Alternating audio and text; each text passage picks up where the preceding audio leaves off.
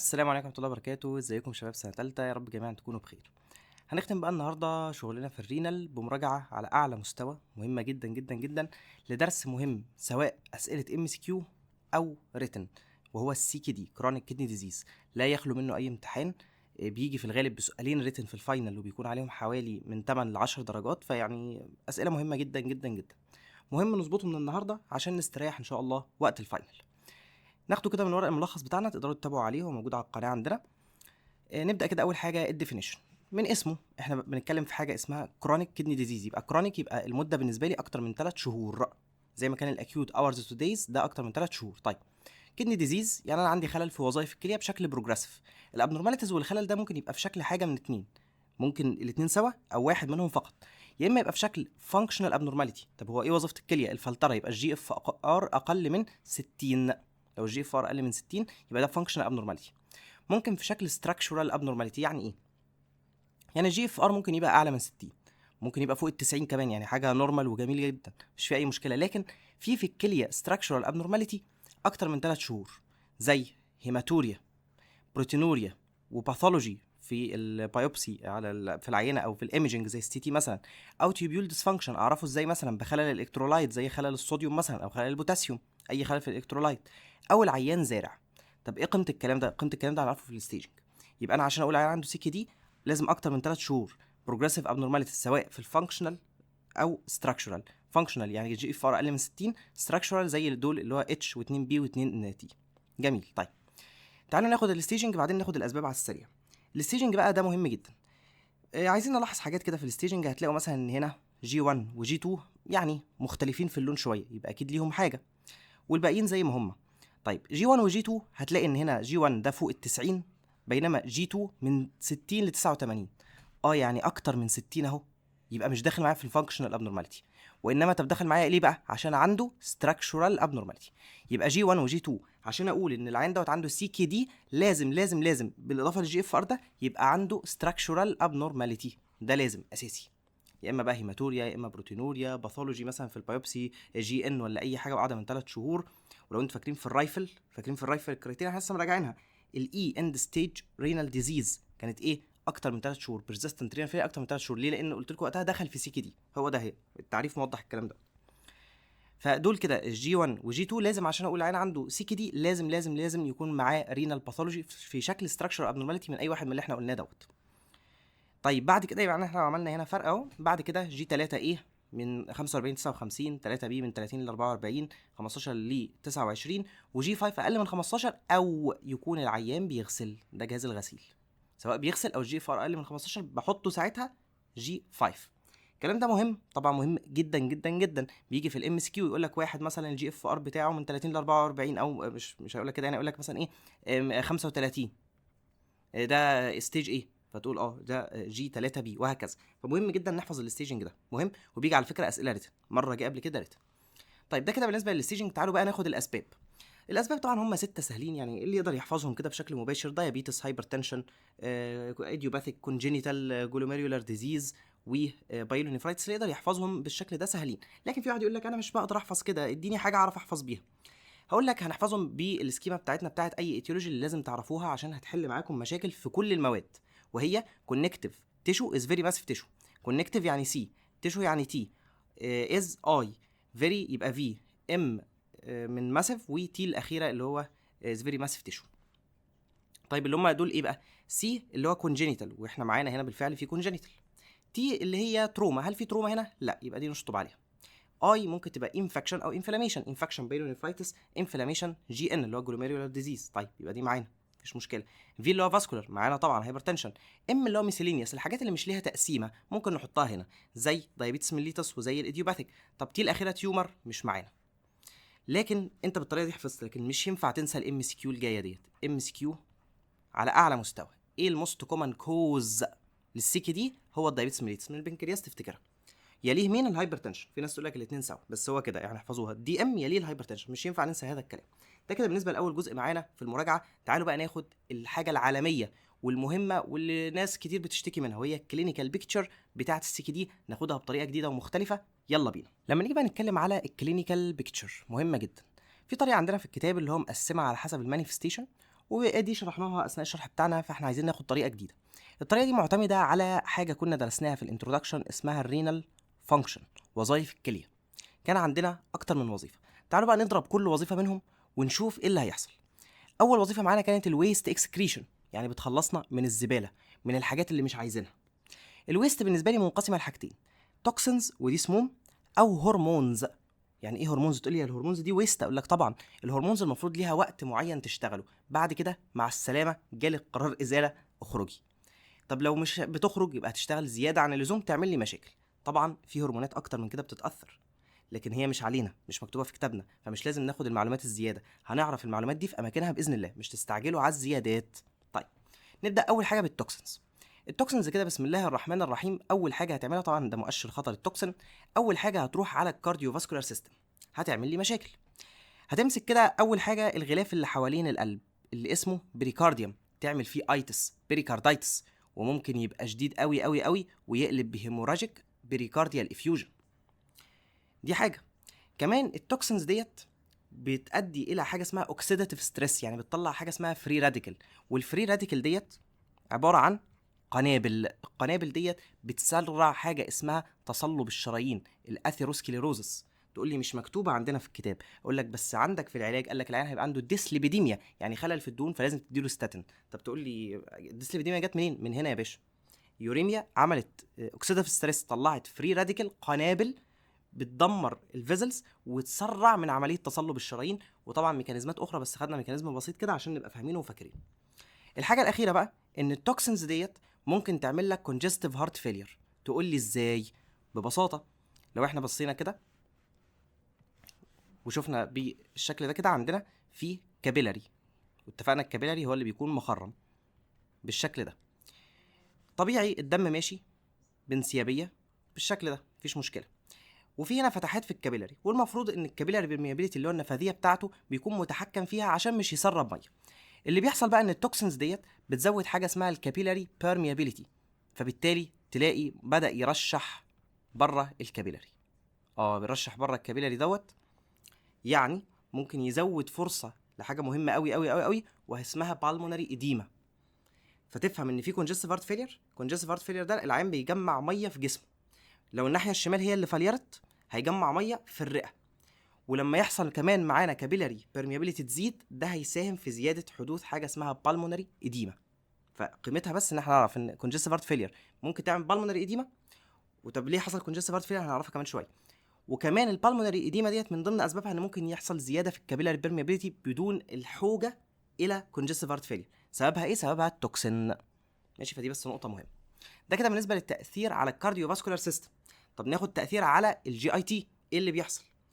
من الايرلي سيمبتومز اللي بتحصل في الجي اي تي ان العيان بيحصل له حاجه اسمها جاسترايتس، التهاب في المعده، فيبدا يشتكي من نوزيا، رغبه في القيء، فوميتنج، ممكن يتقيأ، انوركسيا، ملوش نفس ياكل، ودي من ضمن الحاجات اللي تعمل له مال نوتريشن، تلاقي العيان بيخس، البروتين في دمه قليل، وهكذا.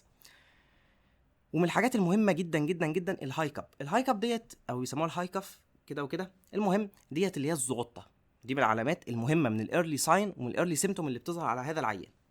كمان اليوريا ديت اللي مش عارفه تخرج من خلال البول، بتبدا انها تخرج من اماكن اخرى. من ضمن هذه الاماكن انها تخرج من خلال النفس، وتعمل عن حاجه شهيره جدا اسمها يوريميك فيتور، يعني رائحه البول. نفسه بيبقى ليه ريحه البول للاسف، فتلاقيه متضايق والناس اللي حواليه تتضايق من هذه الريحه. ربنا يشفيهم ويعافيهم يا رب. الحاجه التانية بقى كمان ان هذه التوكسين اريتيتيف. يعني ايه اريتيتيف؟ يعني بتهيج جدار المعده. طب ما الجاسترايتس والانفلاميشن دي ممكن تقوم جايه مقرحه حته من جدار المعده، تعمل حاجه اسمها بيبتيك ألسر ديزيز، تعمل تقرح في المعده. وهذه القرحه اكيد يعني اي قرحه في الدنيا بيبقى الفلور بتاعها، دي حاجات انتوا عارفينها من الباثولوجي، بيبقى دموي شويه، فبالتالي ممكن يبدا ينزل شويه دم، يعني يحصل جي اي تي بليدنج. جميل قوي، من الصوره اهو تشوفوا طلعنا المعلومات كلها ازاي. طيب ده كده بالنسبه للجي اي تي. طب تعالوا ناخد حاجه تانية على تاثير السكن. احنا قلنا ان اليوريا مش عارفه تخرج في البول، فبتخرج من اماكن تانية، زي تحاول مثلا تخرج من النفس، تخرج مع الفوميتنج، تخرج عن طريق العرق، وتعمل حاجه اسمها يوريميك فروست. تلاقي ايه؟ حاجات عامله زي الملح كده موجوده على جلد العيان. ده عباره عن اليوريا الزياده بتحاول تخرج من خلال العرق، ويبدا بعد ما العرق يتبخر هي تفضل بقى عامله زي كرات الملح كده موجوده على جلد العيان. ده كده تأثير على الجلد. طيب نروح على البون مارو. او بمعنى اصح على البلاد سيلز بتاعتنا. البلاد سيلز بتاعتنا فيها 3 انواع، يا اما ار بي سيز، يا اما بليتلت اللي هي الصفايح، يا اما وايت بلاد سيلز. نمسك واحده واحده كده. اول حاجه الار بي سيز، ايه اللي هيحصل فيها؟ هنا التوكسين بتعمل ايه؟ اللي يهمني حاجتين بس في التوكسين هنا، هم 4 حاجات بيعملوا لي انيميا، بس انا اللي يهمني هنا 2، وهناخد واحده من فوق وناخد واحده كمان شويه. المهم التوكسينز بتخلي العمر قليل، يعني بتقلل اللايف سبان بتاعه الار بي سيز فتموت بدري، وبتبوظ المصنع. هو مين المصنع؟ البون مارو، بتعمل بون مارو ديبريشن، ببساطه بون مارو ديبريشن، بتثبط نخاع العظم فمش ينتج ار بي سيز. يبقى دول سببين من 4 يعملوا لنا انيميا.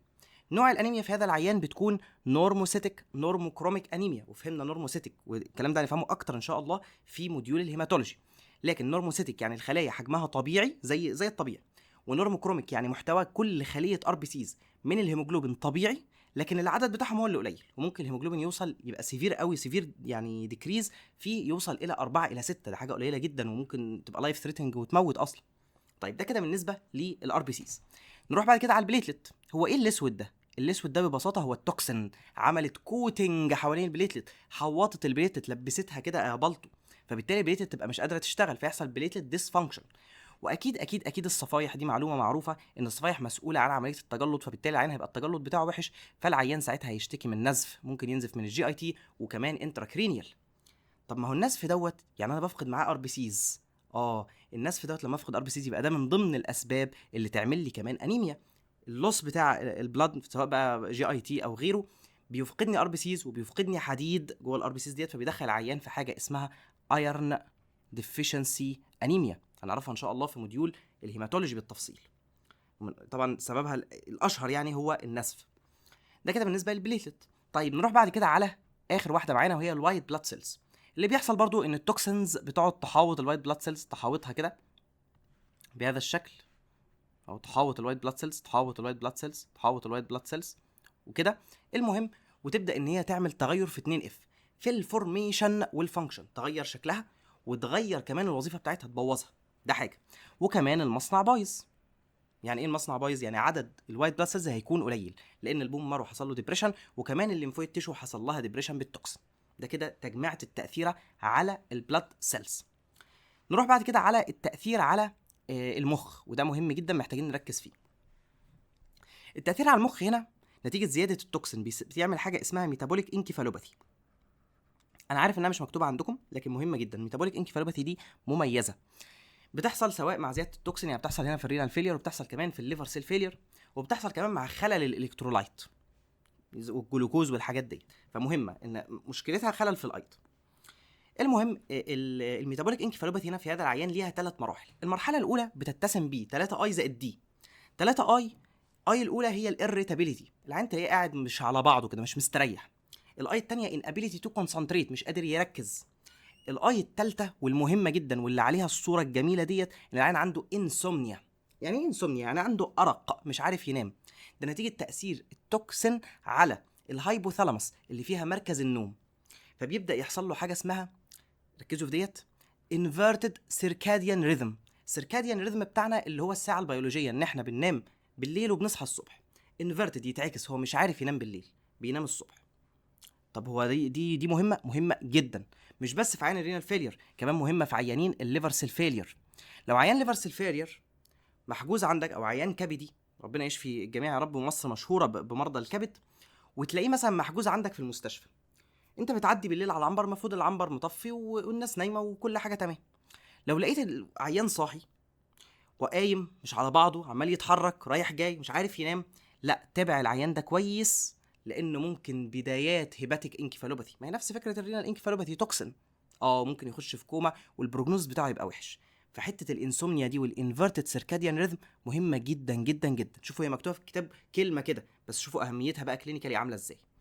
ده كده المرحله الاولى اللي بنسميها المايلد، انه لسه في الاول. طيب ناخد كده المرحله الثانيه اللي هي الانترميديت ستيج. بتتسم العيان يبقى عنده behavioral changes. يعني ايه behavioral changes؟ يعني واحد مثلا شيخ محترم وبدقنه ومصلي والدنيا حلوه وما بيشتمش، تلاقيه مره واحده كده بقى ماشي يعاكس في دي ويشتم ده بالفاظ وحشه قوي. تقول هو ايه الراجل ده اتجنن؟ لا هو ما اتجننش، هو ده ميتابوليك انكفالوباثي انترميديت ستيج. تلاقي حكمه على الحاجات اختلف. تلاقي ده مهم جدا جدا جدا، تغيرات في المصل، نيورو ماسكولار ابنورماليتي. زي ايه نيورو ماسكولار ابنورماليتي؟ نتيجه التوكسين تاثيرها على النيرفات، تلاقي يبدا يحصل له فاسيكيوليشن، رعشه في العضلات، وتويتشنج، رعشه في العضلات برضه. بس هنعرف ان شاء الله في النيورو الفرق ما بين الفاسيكيوليشن والتويتشنج العادي، لان الفاسيكيوليشن ده معناها ان حته معينه في السباينال كورد هي اللي حصل لها تاثر. هقولها وامري لله، وتعرفوها. الانتيرور هورن سيل هي اللي ما يحصل لها افكشن، العيان يحصل له فاسيكيوليشن. هنعرفها في النيورو ان شاء الله. المهم، شويه كرامبات، فاسيكيوليشن، الحاجات ديت يعني. مفيش باركنسونيزم عشان السؤال اللي كنا قلناه في الام سي كيو. طيب المهم، ده كده الانترميديت ستيج. طب انت ما عالجتش العيان، خش يا باشا في التيرمينال ستيج الوحشه، يخش في الاستريكسز او الاسم الاخر ليها فلابنج تريمورز. تمام، اللي هي رعشات كده، وكنا شفنا صورتها، مش عارف اوريها لكم دلوقتي، وريته لكم في الفيديو بتاع السكيدي، تقدروا ترجعوا له. درجه الوعي بتاعت العيان بتتاثر، بيبقى ستيوبر او ايفن كوما اللي هو مش بيحس خالص ونايم. طب ستيوبر اللي هو نايم بس انت ايه، لو عملت له بين شديد قوي هيفوق معاك. وهنا العيان ممكن يخش فيه كونفالجن، تشنجات. ممكن كمان حاجات تانية زي الكوريا، ده شكل من اشكال الموفمنت ابنورماليتي، هنعرفه ان شاء الله في النيورو. حاجه كمان ممكن يحصل نتيجه التوكسين دي، تعمل بريفرال نيوروباثي. وافتكروها كويس، لان احنا هناخد نيورو ان شاء الله الموديول مش الجاي اللي بعده. فلما اقول لكم مثلا ايه اسباب اللي تعرفوها في البريفرال نيوروباثي، مش تقولوا لي مش عارفين، لا، ما احنا مره معانا هو الرينال. تمام، ده بيعمل ايه؟ بريفرال نيوروباثي. بيعملها بولي بريفرال نيوروباثي، يعني في نيرفات متعدده وليس نيرف واحد فقط، مش مونو نيوروباثي. ديستال، ودايما البريفرال نيوروباثي الكلمه دي مالهاش قيمه قوي، لان دايما الديستال دايما البريفرال نيوروباثي بتكون ديستال، دي احصائيات مش فيها حاجه، مش بتكون بروكسيمال، يعني بتبقى ديستال اكتر من بروكسيمال.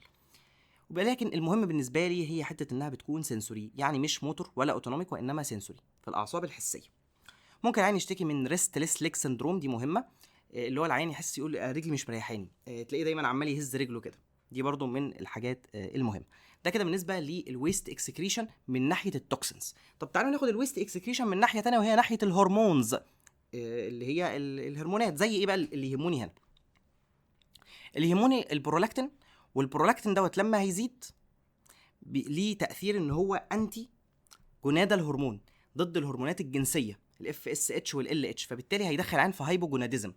وكمان التوكسينز تدخل عين في هايبوجوناديزم، يبقى عندك ميكانيزمين يدخلوا عين في هايبوجوناديزم، التوكسينز وزياده البرولاكتين. طب هايبوجوناديزم دوت بنقسمه ساعتها لميل وفيميل.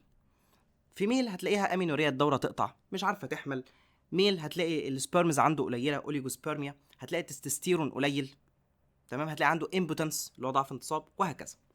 طيب الهرمون التاني المهم جدا اللي المفروض الكليه بتخلصنا منه، تعمل له بريك داون، لكن مش هتعرف زيه زي البرولاكتين، هو البيتا ميلانوسايت ستيميوليتنج هرمون. من اسمه ستيميوليتنج هرمون، بيحفز مين؟ ميلانوسايت. هي الميلانوسايت دي بتعمل ايه؟ اللي بتدينا لون للجلد، فبالتالي العين جلده يتصبغ، يحصل له بيجمنتيشن في شكل ماضي براون، اللي هو عامل زي لون الطين. الاسم المهم كده اللي بيجي احيانا في الكيس اسمه ايه؟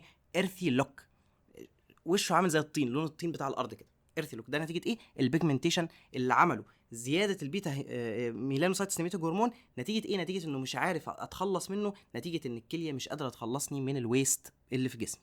ده كده بالنسبه لاول وظيفه في الكليه، وهي الويست اكسكريشن. تعالوا بقى ناخد الوظيفه اللي بعد كده عندنا وظيفتين اخرتين في الكليه، وهي انها بتشتغل كاندوكراينال اورجان، وقلنا بتطلع 3 حاجات. ايه ال3 دول؟ اول حاجه الاريثروبيوتين في الانترستيشيال سيلز، في خلايا شبه الفايبروبلاست بتطلع اريثروبيوتين اللي كان مسؤول عن تصنيع الار بي سيز. يبقى هنا دي الام اس كيو هي المهمه اللي عندنا، ان ده اهم عامل يعمل لك انيميا، مهمه جدا جدا جدا. طب ليه ما عادش بيطلع؟ لان الكليه خلاص دامجد، باظت، ما عادش شغاله. الحاجه الثانيه ان هذا العيان نتيجه الكدني دامج ممكن يطلع عنده الرينين اللي بيشغل حاجه اسمها الراس سيستم، وده في اغلب العيانين، مش في كلهم. في عيانين تانيين وقلناها قبل كده اللي بيكون عندهم تيوبولار دامج مش جلوميريولار دامج، بيكون عندهم حاجه اسمها الصوديوم لوزنج نيفروباثي، فبيخشوا في هايبوتنشن. ماشي، بس ايه الاغلب؟ احنا بنتكلم على الاغلب، ان الراس بيشتغل، فبالتالي بيعمل العيان فلويد اوفرلود، فبالتالي العيان بيخش في هايبرتنشن. ودي ام سي كيو هي اخرى، وان دي اشهر مضاعفه عندنا، موست كومن كومبليكيشن.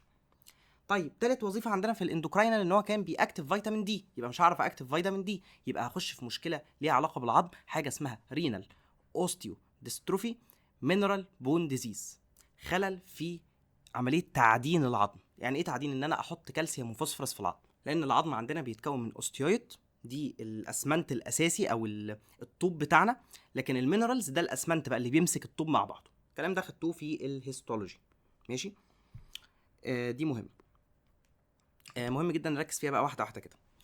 اول حاجه معانا عشان نفهم دوت كده ببساطه شديده جدا، انا عندي حصل دمج في الكليه، الكليه باظت، جميل، الكليه باظت يبقى مش عارفه تخلصني من الفوسفيت، صح؟ عشان هي بايظه فمش عارفه تخلصني من الفوسفيت، فالفوسفيت سيتراكم.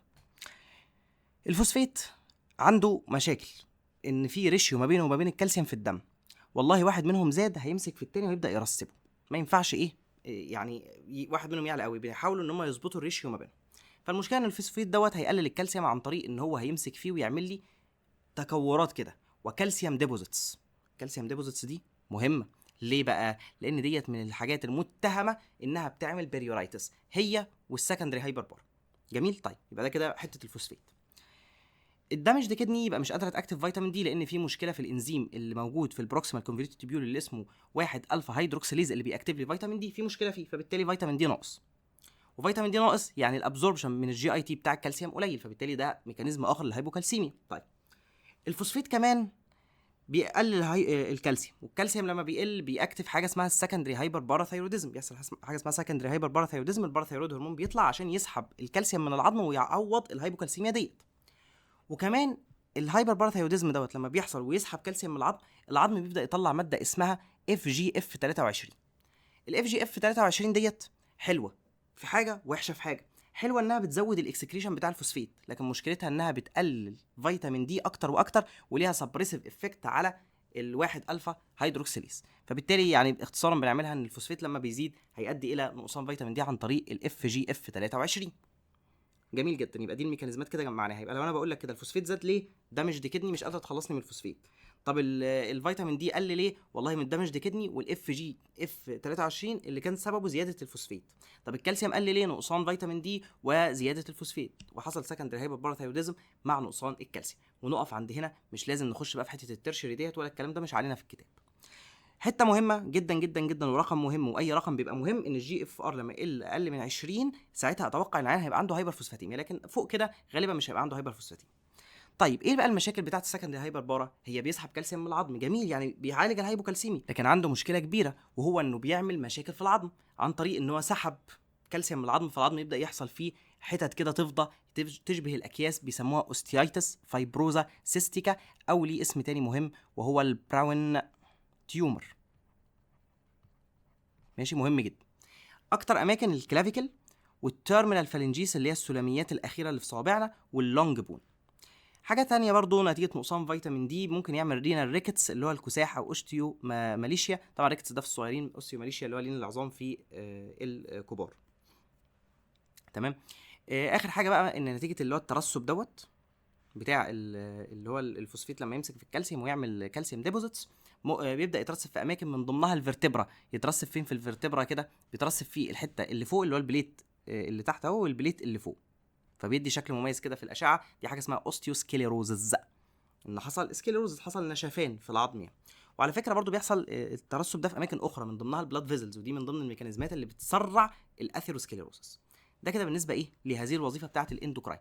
تعالى بقى ناخد وظيفه تانية معانا، وهي الفلويد والالكترولايت، تحديدا اللي يهمني هنا الصوديوم والبوتاسيوم والاسيدز. اللي هناخده دلوقتي في هذه الشريحه هو الاسيد والبوتاسيوم. الاسيد نتيجه ان الجسم الكليه مش عارفه تخلصني من الاسيدز، وهي المفروض بتخلصني من الاسيد، وتحديدا اللي هي الفيكسد اسيدز، والكلام ده شرحناه في الاسيد بيز ديستربنس، يا ريت ترجعوا له. هيحصل ميتابوليك اسيدوزس، جميل، بس هو ده اللي مكتوب عندها في الكتاب. بس انا بقى عايز اربطها بحاجه تانية.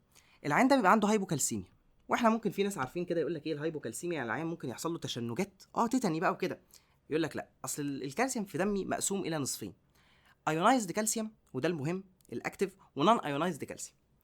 والله طالما الايونايزد نسبته كويسه حتى لو التوتال قل مش هيحصل تيتاني، وده اللي بيحصل هنا. العين برغم انه بيجي له هايبوكالسيميا لكن مش بيحصل له سيمتوم. طب ليه؟ لانه عنده ميتابوليك اسيدوز، والميتابوليك اسيدوز دوت بيزود الايونايزد كالسيوم، فبالتالي ما يخشش في تيتاني. طيب دي بس قيمتها كده ايه، قلنا نربط الدنيا ببعضها. شوفوا بقى الربط دلوقتي، ربطنا الكلام كله ببعضه. طب نمسك بعد كده الهايبر كاليميا. بيحصل عندها هايبر كاليميا، بتحصل امتى؟ لما يكون الجي اف ار اقل من 10 في الغالب. طب ايه اسباب الهايبر كاليميا في هذا العيان؟ الرسمه دي لما الدنيا. اول حاجه الدم بتاعك، ايه اللي ممكن يحصل فيه؟ ممكن يكون مثلا عندك زياده في البوتاسيوم، سواء اندوجينس يعني من جوه جسمك او اكسوجينس من بره. من جوه جسمك زي ايه مثلا؟ زي والله حصل تروما، اتخبطت حته في جسمك، فنتيجه ان الخلايا اتكسرت طلعت محتوياتها من البوتاسيوم، ده حاجه. حصل لك رابدومايوليسيس مثلا، تمام، فاكرين احنا لسه حالين الكيس بتاعتها على الجروب. ممكن يكون حصل انفكشن، والانفكشن ديت برضو كسرت الخلايا وعملت دمج للخلايا وطلعت البوتاسيوم منها. تمام.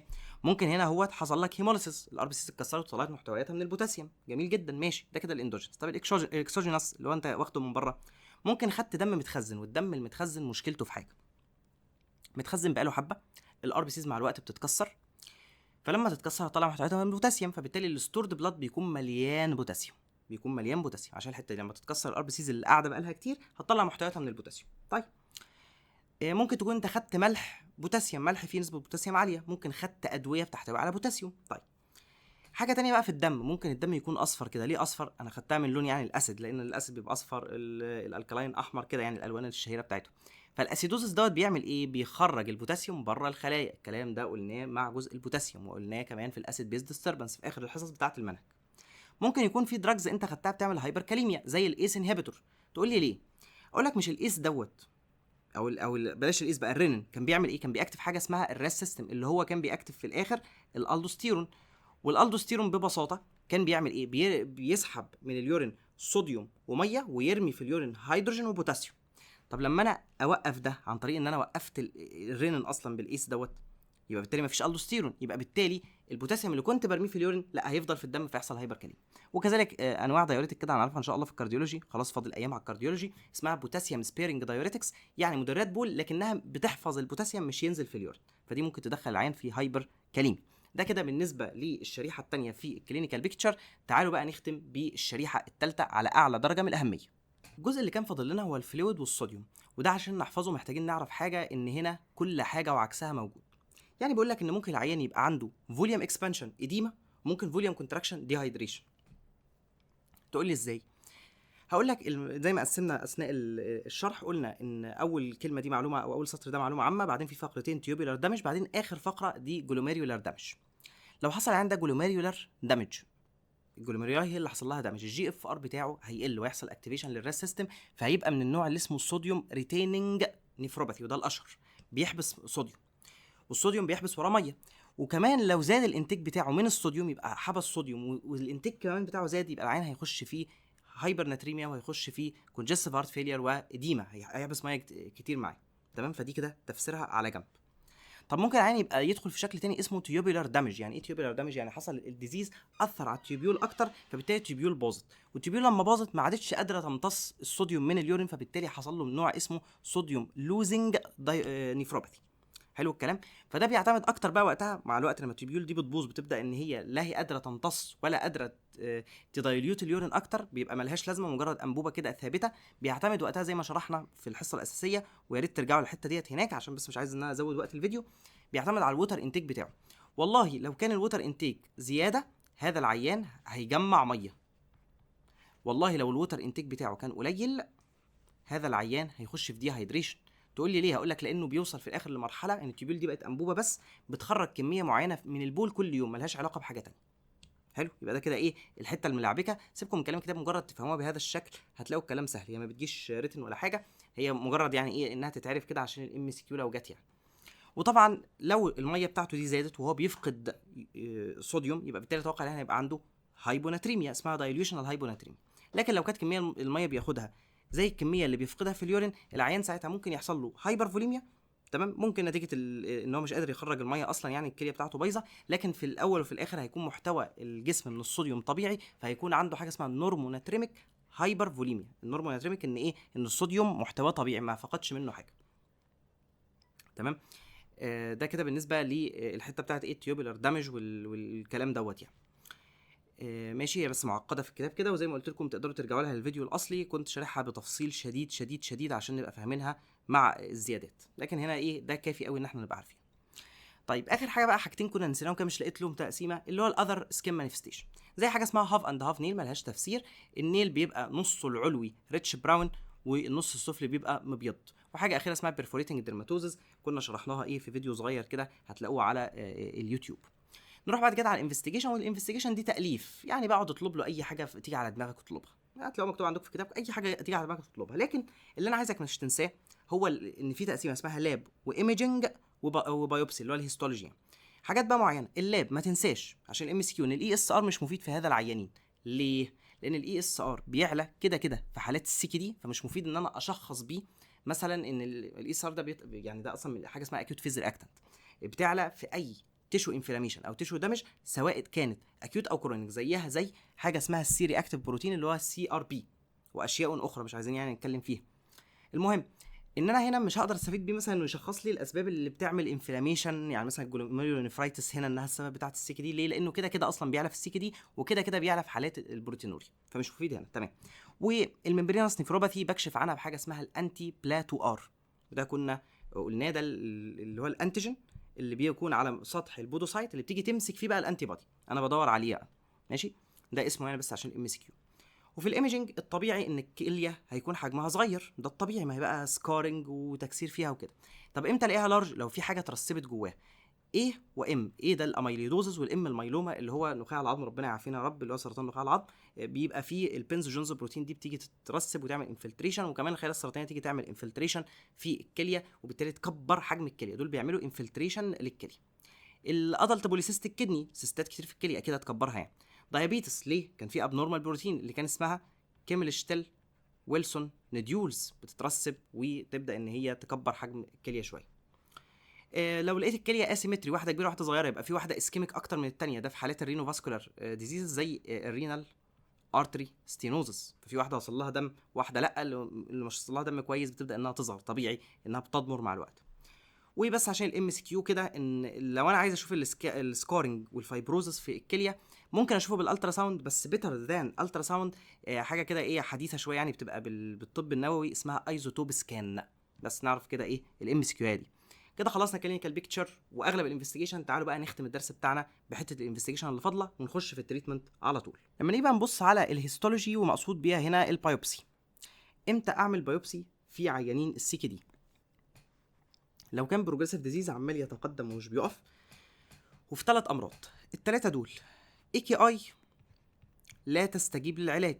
يعني اي كي اي مستعصيه، اي كي اي مستعصيه مش بتستجيب للعلاج، فبالتالي هضطر ان انا اتدخل واعمل لها بايوبسي عشان اشوف ايه المشكله وايه اللي يخليها مش بتستجيب للعلاج. الحاجه الثانيه بقى لو العيان عنده سيستميك ديزيز زي مثلا سيستميك لوبس اريثروماتوزس، فلا محتاج ان انا اطمن على الكليه، يعني مثلا سيستميك لوبس بيعمل 6 اشكال مختلفه من اللوبس نفرايتس، وكل واحد فيهم ليه علاج مختلف. الحاجه الثالثه بقى او المرض الثالث ان العيان يكون عنده نيفروتيك سيندروم، بقى احتاج ان اعمل له بايوبسي عشان اتاكد من التشخيص بتاعي.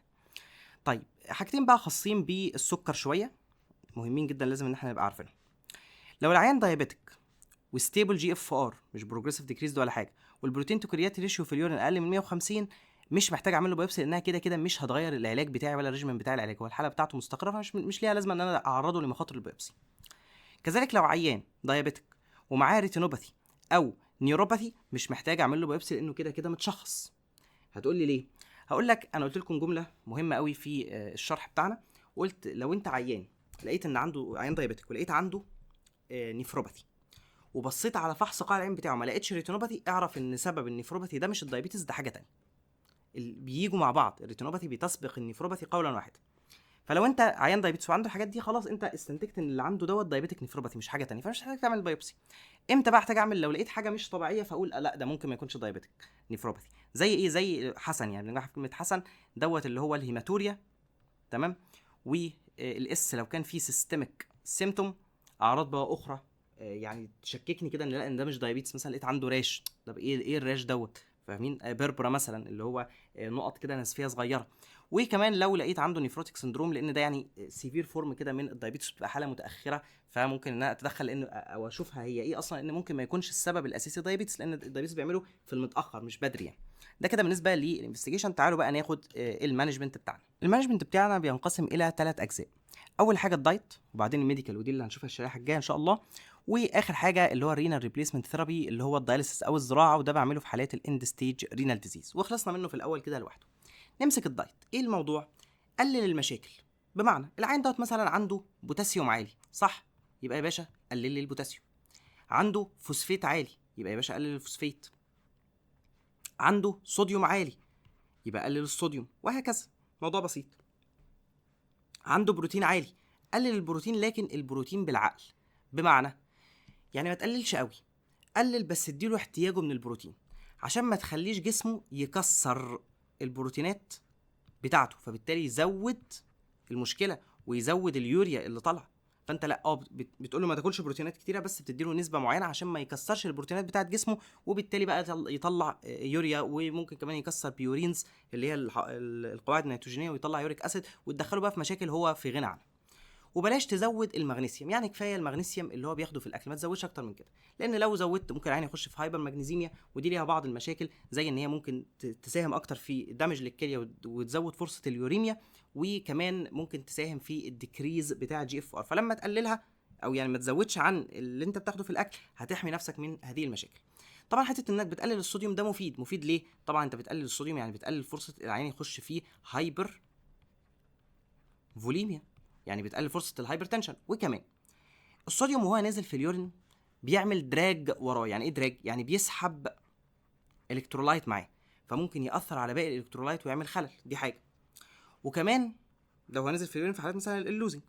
وكمان الصوديوم وجوده في السيركيوليشن بيبدا انه يعمل تغيرات، يسحب بقى شويه ميه، ياثر على باقي الايونات، فبالتالي بيأثر على الالكترولايت الاخرى في الجسم. فانت هنا عشان تحمي الاذر الكترولايت والاذر ايونز من التاثر بالصوديوم بتقلل الصوديوم، وكمان عشان تقلل فرصه العيان انه يحصل له هايبر فوليمي. لكن بالنسبه للدايت حاجه بسيطه، زي ما قلت لكم ايه، احفظوا الكلمه بس، قلل المشاكل، بس البروتين بالعقل، وبلاش مغنيسيوم زياده. تعال بقى ناخد الميديكال في اروع ما يكون. بنكمل بقى المانجمنت بتاعنا، وهناخد الميديكال تريتمنت، والمفتاح حط مشاكل العيان قدام عينيك. طيب اول مشكله للعيان واشهر مشكله كان ان بيبقى عنده حاجه اسمها هايبر تنشن، صح كده؟ يبقى محتاج اعالجها ان انا ممكن ادي لوب دايوريتك، عشان كانت المشكله اللي عاملاها اصلا فلويد اوفرلود، صح كده؟ يبقى ادي لوب دايوريتك لما يكون الجي اف ار اقل من 25، تمام، لان وقتها هيكون الهايبر فوليميا في ظاهره وعامله هايبر تنشن، فهي دي المشكله وقتها. واضفت لكم حته قلت لكم، والحقيقه لو كان الجي اف ار اقل من 25 وكان العيان عنده بروتينوريا، تمام، بروتينوريا، ودي مهمه، والضغط بتاعه فوق ال 130 على 80، ممكن يستفيدوا وقتها من الايس انهبيتور، لكن مش مكتوبه في الكتاب عندنا فهسيبكم منها يعني. العيان ممكن يبقى عنده ديسليبيديميا وفهمناها خلاص، بتديله ستاتين، وده بيقلل الليبيد، والهدف بتاعي ان انا اخلي ال LDL اقل من 2 ملي مول في اللتر. طيب على مستوى العظم بقى، عشان الرينال اوستيوديستروفي، الادويه ديت مهم جدا نعرف كل واحد بديه امتى. فيتامين دي بديه لو العيان عنده هايبو كالسيميا، وطبعا مفهوم عشان يزود الجي اي تي ابزوربشن، لكن اوعى تديه، يعني حسب كلام كتابنا يعني، اوعى تديه لو العيان كان عنده هايبر فوسفاتيميا. قال لك ليه؟ لان وقتها هو لما هيعالج الهايبوكالسيميا ديت هيقلل لي، مع الهايبوكالسيميا دي اللي كانت بتحفز لك الباراثايرويد، هيقلل لك الباراثايرويد هرمون، وكمان نقصان فيتامين دي بيحفز الباراثايرويد هرمون. بس المهم يعني زي ما كتبنا ايه، الهايبوكالسيميا هتحفز لك الباراثايرويد هرمون، فلما انا اعالجها انا قللت تحفيز الباراثايرويد هرمون اللي كان بيطلع حاجه اسمها اف جي اف 23 اللي كانت بتساهم في خروج الفوسفات، تمام. سيفيلامير لو انت عندك الاثنين عاليين، الفوسفات والكالسيوم، ده فوسفات بايندر يمسكه في الجي اي تي ويخرج بيه في الستول.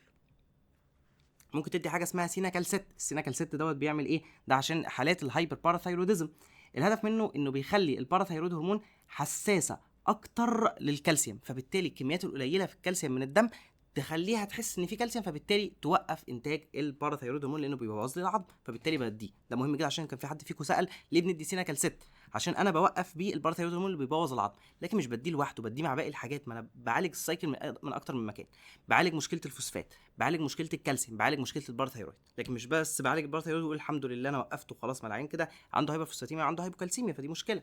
طيب بدي صوديوم بايكربونات فين؟ اكيد يعني في الميتابوليك اسيدوزز، مش محتاج يعني. طيب الار بي سيز بقى اللي كان عددها قليل، كان ايه الميكانيزمات؟ والله التوكسين كان المصنع بيبقى قليل، يعني المصنع تصنيعه وحش، وكمان العمر قليل. التوكسينز ديت يا باشا عالج المرض اللي عامل له المشكله، اغسل خلصه من التوكسين، تمام. لكن المهم بالنسبه لك الاريثروبيوتين اللي كان قليل، لان ده اهم واحد، فممكن تدي اريثروبيوتين انجكشن امتى عشان الام اس كيو؟ لو اقل من 9. امتى اقل من 9؟ طب الهدف بتاعي، التارجت بتاعي عشان الام اس كيو برضه، لما التارجت اللي انا عايزه يوصل من 9 الى 10 ونص، اللي هي مكتوبه عندك. طبعا ده اختلاف يعني ايه وحدات، هو هنا حاسب لك 90، يعني بيقول لك التسعه دي 90 جرام في اللتر، اللي هي تساوي 9 جرام في الديسي لتر، هي نفسها يعني الديسي لتر هو 100 مللي، اللي هو ايه، عشر لتر يعني. المهم دي مهمه الرقم ده للام اس كيو. طيب وممكن تدي برضو انترافينوس ايرون. تقول لي ليه؟ ما العيان ممكن يبقى عنده ايرون ديفيشنسي انيميا من البليدنج اللي بيبقى عنده. تمام.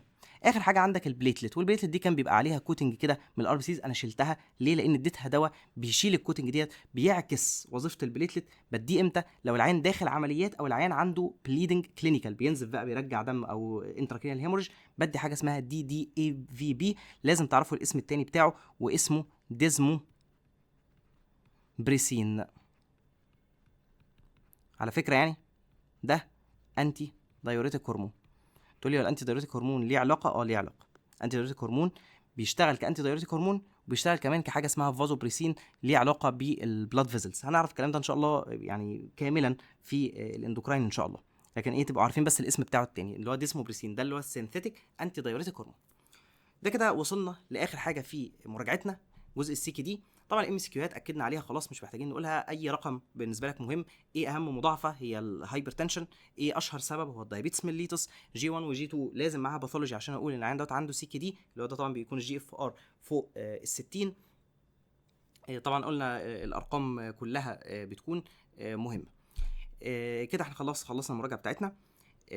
مراجعه مهمه. اتمنى فعلا تكونوا استفدتوا وارجو ذلك. واللي عنده اي سؤال ما يتكسفش، بكرر تاني، يضيع العلم بين الحياء والتكبر. اوعى، كلنا بنصح نفسي وبنصحكم كمان، اوعى حد يتكبر على العلم. كلنا بنتعلم وهنفضل طول العمر بنتعلم، وزي ما في مثل يعني شعبي بيقول ايه، يعيش المعلم وهو بيتعلم. فبلاش الكبر خالص، وطبعا بلاش الحياء. ما ينفعش نستحي ان احنا نسال، لا نسال ونتعلم ونشارك، عشان ان شاء الله احنا النهارده بنسال عشان نفهم، بكره هنتسال، فعشان لما نتسال يبقى عندنا اجابه، لان احنا كنا فاهمين الموضوع كويس جدا جدا جدا. ربنا يوفقكم يا رب وييسر لكم. وصلنا كده خلاص لاخر جزء معانا في مراجعتنا في الرينال. ربنا يوفقكم كده، والمد يعدي على خير، وتطلعوا مقفلين ومجبورين الخاطر يا رب. اللي محتاج اي حاجه يتفضل يسال، سواء بقى هيسال تحت في الكومنتات او هيسال على وسائل التواصل الاجتماعي اللي هتظهر قدامكم على الشاشه. اشوفكم على خير ان شاء الله في موديولات جايه وفي فيديوهات اخرى. والسلام عليكم ورحمه الله وبركاته.